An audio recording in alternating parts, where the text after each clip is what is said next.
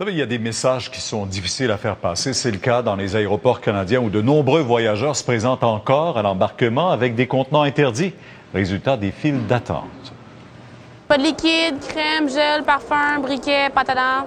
Aéroport international Montréal-Trudeau, les agents de l'administration canadienne de la Sûreté du transport aérien répètent depuis plus de 2 ans les mêmes questions. Vous n'avez pas d'autre chose, des purelles?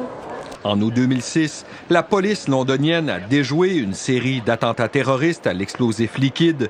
Depuis, il est interdit d'apporter des liquides, des aérosols ou des gels dans des contenants de plus de 100 millilitres en cabine. Faut boire ou jeter?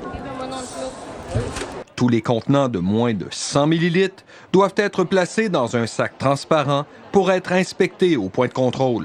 Est-ce que vous le saviez que vous n'avez pas le droit de liquide dans l'avion? Oui, je sais, pas plus que 100 millilitres. Moi, ça me dérange pas.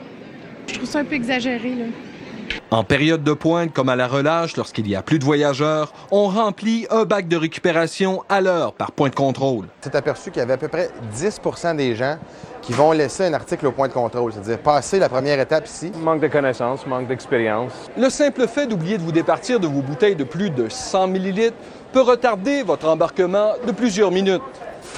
Si c'est quelque chose qui dépasse les normes permis, ça peut aller jusqu'à 2, 3, 4 minutes, le temps que ça prend pour faire comprendre pourquoi. Puis si c'est quelque chose de personnel, puis le convaincre soit de retourner ou l'abandonner. Pour remédier à la situation, l'AXTA a modifié la signalisation dans les aéroports et amélioré son site Internet.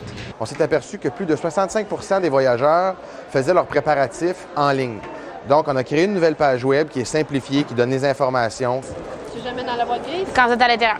Les voyageurs doivent s'y faire. Ces mesures sont là pour rester. Alain Laforêt, TVA, Montréal.